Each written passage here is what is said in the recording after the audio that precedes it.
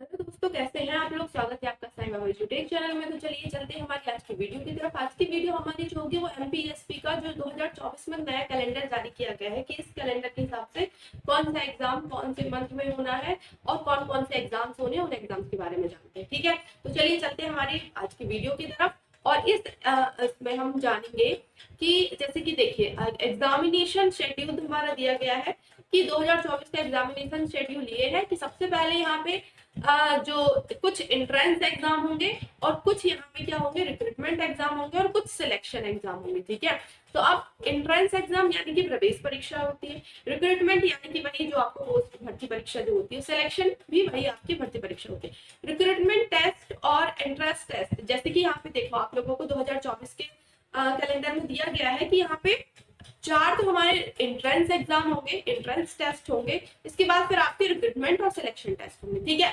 जैसे कि यहाँ पे सबसे पहला हमारा दिया गया है एनिमल हस्बेंड्री और dairy technology diploma entrance test यानी एडीडीईटी। ये हमारा होगा जून 2024 में, यानी कि जून 2024 में इसकी एग्जाम डेट आ सकती है।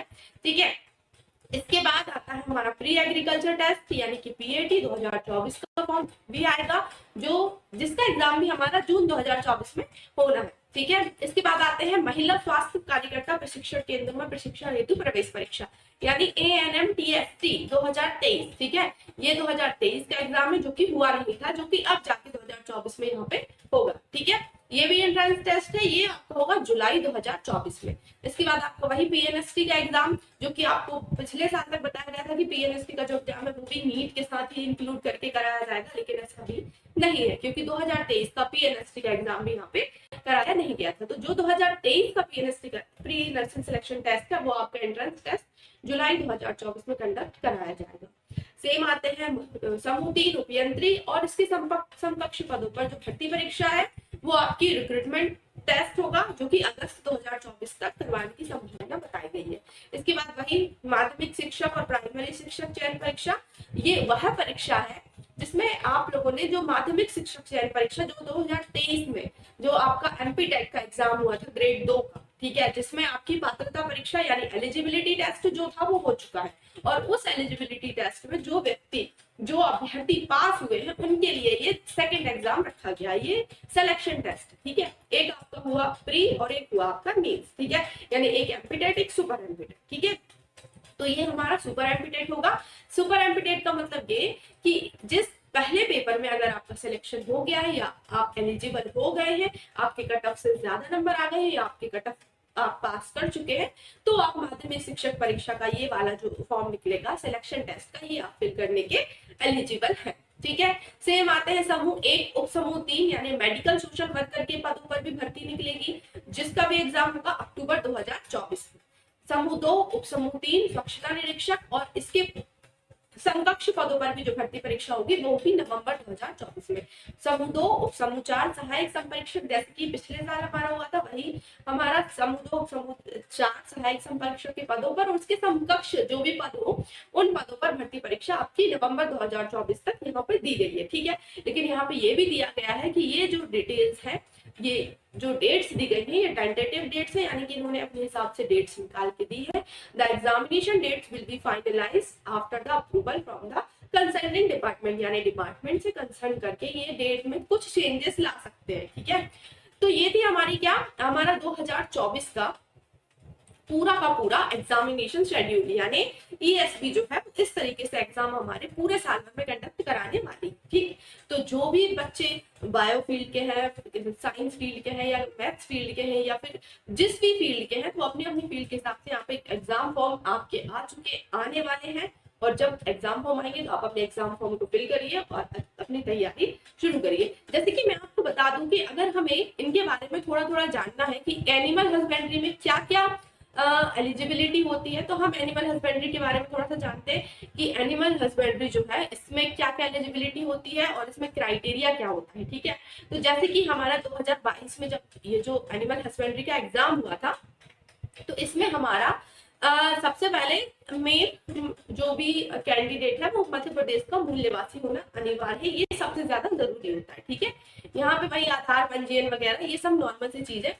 देखिए, इसके बाद अगर हम बात करें परीक्षा के पाठ्यक्रम की, ठीक है।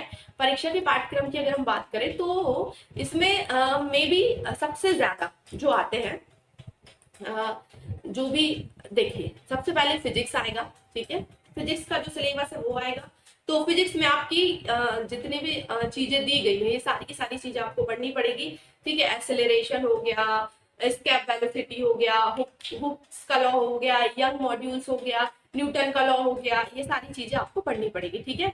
मास एनर्जी, फिजियोलॉजी, केमिस्ट्री, ठीक है। केमिस्ट्री में आपका जनरल और फिजिकल केमिस्ट्री आएगा, और जो आपकी ऑर्गेनिक केमिस्ट्री है, ऑर्गेनिक भी आएगी और इनऑर्गेनिक केमिस्ट्री भी आएगी, ठीक है। तो ये सारी की सारी केमिस्ट्री का आपका सिलेबस दिया गया है। तो जो आपका पिछले ईयर का जो सिलेबस था उसी सिलेबस के हिसाब से आप अपनी पढ़ाई को स्टार्ट कर दीजिए।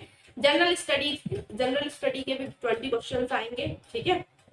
जीएस के जो जनरल साइंस और एनवायरनमेंट से रिलेटेड होगा, जियोग्राफी, हिस्ट्री, स्पोर्ट्स और कल्चर से रिलेटेड होगा, इंफॉर्मेशन और कम्युनिकेशन टेक्नोलॉजी से। ये आपका होगा to the level of 11th-12th, यानी 11th-12th लेवल तक का आपका पूछा जाएगा, ठीक। ये क्या हुआ हमारा एडीटी का, कि किस तरीके से हमारे क्वेश्चंस आएंगे या फिर किस तरीके से सिलेबस आएगा, और उस सिलेबस के हिसाब से हम हमारी तैयारी को कर सकते हैं, ठीक है। अगर हम इसके एलिजिबिलिटी की बात करें तो आपका 12th पास होना अनिवार्य है, ठीक है। आप इसमें 12th पास है तो इसको फॉर्म फिल कर सकते हैं, लेकिन इसमें 12th पास कौन से सब्जेक्ट के यानी कौन से विषय के अभ्यर्थी जो है वो फॉर्म को फिल कर सकते हैं। तो वो जो एलिजिबिलिटी है वो भी देख लेते हैं कि कौन से विषय में आपका 12th पास होना जरूरी है, ठीक है। इसमें लिखा है कि आपका डेयरी टेक्नोलॉजी डिप्लोमा पाठ्यक्रम पर आप लेना चाहते हैं तो आप इसको फॉर्म को फिल कर सकते हैं। एनिमल हस्बेंड्री डिप्लोमा अगर आप लेना चाहते हैं तो उस फॉर्म को फिल कर सकते हैं, ठीक है। यहाँ पे सीट्स, ये तो सीट्स आप लोगों को तभी दिखाई देगी जब आपका ये वेबसाइट पे रिक्रूटमेंट का नोटिफिकेशन आता है, ठीक है। ये सीट का आवंटन भी आपको आपके जो अभी का जो सिलेबस होगा या अभी का जो क्राइटेरिया होगा उस हिसाब से मिलेगी, ठीक है। ईडब्ल्यूएस का अलग होता है, जो आप लोगों को पता ही है। शैक्षणिक अर्हता की बात अगर हम करें तो वही जैसे कि मैंने आपको बताया कि 12th आपका पास होना चाहिए, और 12th आपका जो है वो आपका बायोलॉजी, मैथ्स या कृषि यानी कि एग्रीकल्चर डिपार्टमेंट से होना चाहिए, ठीक है। यानी कि अगर आप 12th में एग्रीकल्चर से हैं या बायो से है या मैथ्स से है तो आप इस फॉर्म को फिल कर सकते हैं। और आपका जो परसेंटेज है 12th में कितना होना चाहिए, 50% आपका परसेंटेज होना चाहिए, ठीक है। इसके बाद अभ्यर्थी की आयु जो है वो 17 वर्ष से आयु 28 वर्ष तक होनी चाहिए, ठीक है। और बाकी जो भी आप लोगों को क्राइटेरिया दिया होता है यानी कि ओबीसी, एससी, एसटी वालों को, तो उसमें 5 वर्ष की छूट आप लोगों को दी गई है, ठीक है। ये हमारा हुआ क्या एडीईटी का, कि एडीईटी के में आप की एलिजिबिलिटी क्या है, आपका एज क्राइटेरिया क्या है और आपका सिलेबस क्या है, ठीक।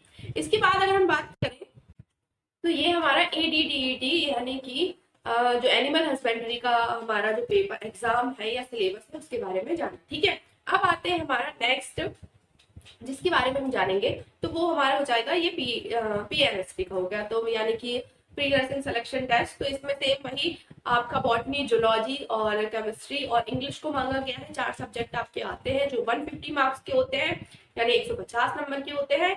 इसमें भी अगर हम सिलेबस की बात करें तो सिलेबस भी आपको इनके जो पुराना सिलेबस है वही सिलेबस के आधार पे आपका एग्जाम होगा, ठीक। इसके बाद ग्रुप पीएटी की बात करें, ठीक है, प्री एग्रीकल्चर टेस्ट यानी कि जो 2023 का हमारा एग्जाम था वो 2024 में क्या आया जाएगा, तो वही प्री एग्रीकल्चर टेस्ट जो है इसमें भी आप लोगों के जो सब्जेक्ट्स हैं वो सब्जेक्ट के बारे में मैं आपको बता देती हूँ। और फिर इसके अलावा जो हमारे रिक्रूटमेंट टेस्ट है, ठीक है, उन रिक्रूटमेंट टेस्ट के बारे में बताएंगे। जैसे कि देखिए इसमें सबसे मेन प्रवेश हेतु योग्यता अगर हम देखें तो 12th यानी कि 12वीं कक्षा आपने कौन कौन से सब्जेक्ट के साथ की हो। सबसे पहले विज्ञान समूह जिसमें आपका फिजिक्स और केमिस्ट्री इनमें से कोई एक हो सकता है, ठीक है। सॉरी, फिजिक्स और केमिस्ट्री हो और उसके साथ में मैथ हो या बायो हो या फिर कृषि, ठीक है, या फिर कृषि समूह वाले कृषि के लिए उपयोगी विज्ञान और गणित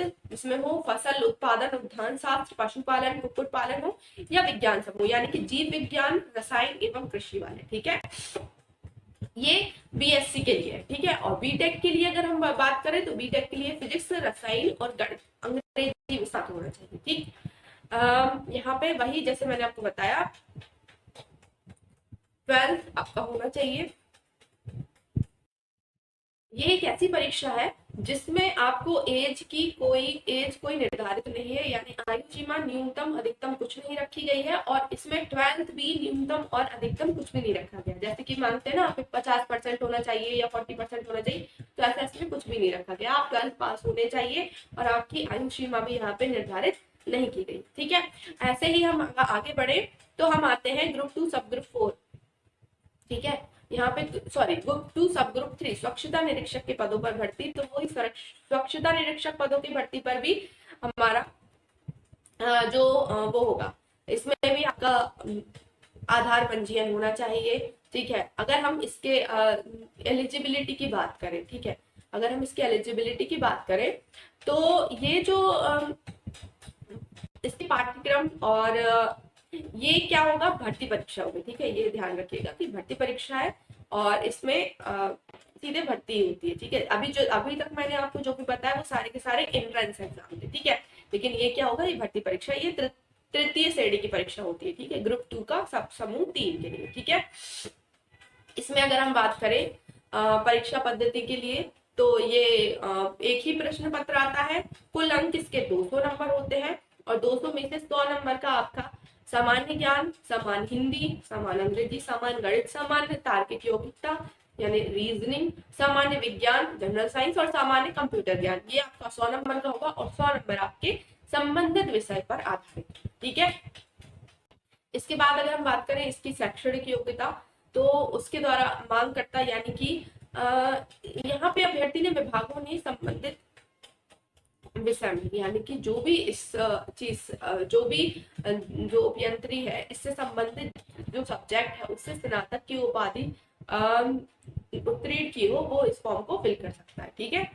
इसकी आयु सीमा अगर हम देखें तो ये 18 से 40 वर्ष तक रखी गई है, लेकिन इसमें जो अनुसूचित जाति, अनुसूचित जनजाति और अन्य पिछड़े वर्गों के लिए 5 वर्ष की छूट, यानी कि वही 45 वर्ष रखी गई है, 45 साल रखी गई, ठीक है। इसमें मध्य प्रदेश के स्थायी निवासी आवेदकों के लिए अगर हम आयु सीमा की बात करें तो जब एग्जाम होगा तो उसी हिसाब से वो बताएंगे कि इस तारीख से लेकर इस तारीख में इतना होना चाहिए, ठीक है। ये यहाँ पे दी गई है। तो ये क्या था हमारा एक समूह 2 उप समूह 3 के लिए यहाँ पे ये वैकेंसी है, ठीक है। इसके बाद अगर हम बात करें ग्रुप 3 उपयंत्री के लिए या मानचित्रकार के लिए जो वैकेंसीज आने वाली है उसके लिए, तो उसमें भी आप लोगों को सेम वही अभ्यर्थी का आधार पंजीयन होना चाहिए, ठीक है। और सिलेबस की अगर हम बात करें तो सिलेबस में जैसे कि हमने देखा है सिलेबस में यहाँ पे ज्यादा अलग अलग नहीं होता है। जो भी हमारा जनरल साइंस, मैथ्स, रीजनिंग जो भी होता है वो तो हमारा हर एग्जाम में आता ही है। ये भी हमारा तृतीय श्रेणी का एग्जाम है, यानी समूह 3 का एग्जाम है। इसमें में भी सेम जो हमारा ग्रुप 2 सब ग्रुप 3 के लिए जो हमारा सिलेबस था सेम ग्रुप 3 के लिए भी यही है। यहाँ पे भी प्रश्न पत्र एक ही है जो 200 नंबर का होगा और जिसमें सामान्य ज्ञान, हिंदी, अंग्रेजी, गणित, तार्किक योग्यता, सामान्य विज्ञान और कंप्यूटर 100 नंबर का होगा और संबंधित विषय पर आधारित प्रश्न जो होंगे वो भी 100 मार्क्स के होंगे, ठीक है। यहाँ पे 12th के साथ अभियांत्रिकी विषय में 3 वर्षीय डिप्लोमा उत्तीर्ण किया हो या फिर उससे उच्च अर्हता यानी कि उससे ज्यादा हायर जो स्टडी की है वो भी चलेगा, ठीक है। इसके अलावा आयु सीमा की अगर हम बात करें तो आयु सीमा में सेम 18 वर्ष से 40 वर्ष रखी गई है और 45 वर्ष जो आरक्षक होते हैं उनके लिए, ठीक है। वही मध्य प्रदेश के स्थायी निवासियों के लिए वो ही दिया जाएगा कि जो भी मध्य प्रदेश का स्थायी निवासी है उनके लिए क्या क्या अलग से करना है, ठीक। अब नेक्स्ट आते हैं AMNTST यानी महिला स्वास्थ्य कार्यकर्ता प्रशिक्षण केंद्र, ठीक। केंद्रों में प्रशिक्षण के लिए प्रवेश परीक्षा होगी, यानी कि ये एंट्रेंस एग्जाम होगा जिसमें ANM में एडमिशन लेने के लिए ये महिला स्वास्थ्य कार्यकर्ता प्रशिक्षण दिया जाएगा जो केवल लड़कियों के लिए रहेगा। ठीक है, इसकी एलिजिबिलिटी और इसका वो देख ले तो इसमें यहाँ पे सिर्फ और सिर्फ 12th मांगा गया है,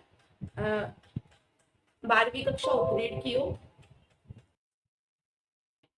यह प्रशिक्षण केवल लड़कियों के लिए रखा गया है। ठीक है, इसमें एएनएम में एडमिशन लेने के लिए जो भी महिला इच्छुक है या पात्र है वो इसको फॉर्म को फिल कर सकती है। इसमें जो एलिजिबिलिटी क्राइटेरिया की अगर हम बात करें तो ये सिर्फ और सिर्फ यहाँ पे 12th मांगा गया है और 12th आप लोगों का जो है वो इस परीक्षा के लिए कोई न्यूनतम कार्यकारी नहीं रखी गई है।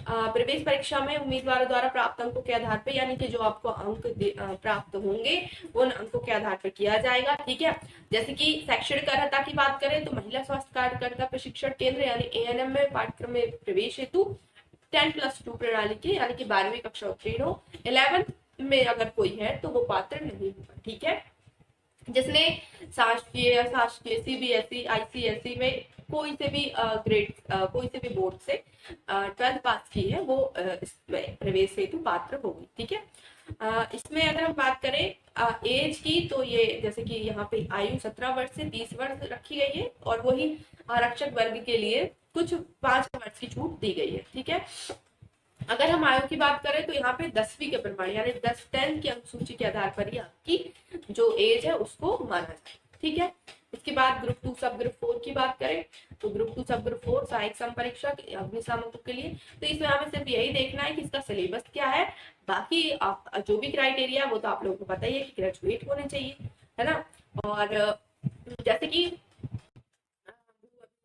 विभाग के अंतर्गत ये पटवारी वगैरह की जो वैकेंसी अभी इसमें ये नहीं बताया गया है कि संपरीक्षक के जो इनके साथ में जितने भी समकक्ष पद है वो कौन कौन से पद दिए जाएंगे। तो इसके बाद अगर हम इसका सिर्फ सिलेबस देखें तो सिलेबस के आधार पे हमें सिर्फ वही पढ़ना है जो हमने अभी तक पढ़ते आए हैं, वही मैथ्स रीजनिंग इंग्लिश हिंदी, है ना। ये भी हमारा तृतीय श्रेणी का है। ठीक है, ग्रुप 2 सब ग्रुप 4 संपरीक्षक के पदों पर भर्ती, इसमें भी देखिए जो पेपर होगा वो सामान्य विज्ञान, सामान्य हिंदी, सामान्य अंग्रेजी, सामान्य गणित, सामान्य ज्ञान, अभिरुचि, कंप्यूटर और रीजनिंग और मैनेजमेंट। ठीक है, ये सारे सारे दिए गए। ठीक है, अगर इसमें हम अभ्यर्थी की बात अगर हम शैक्षणिक योग्यता की बात करें तो इसमें स्नातक उपाधि की हो विभाग द्वारा निर्धारित यानी जो भी विभाग दिए हो उस विभाग के अंतर्गत आपने स्नातक किया। ठीक है, स्नातक किए वाले अभ्यर्थी इस फॉर्म को फिल कर सकते हैं। आयु सीमा की बात करें तो 18 वर्ष से 40 वर्ष रखी गई है। सेम 5 वर्ष का आपका यहाँ पे वो दिया गया है, छूट दी गई है आरक्षित वर्गों को। ठीक है, बाकी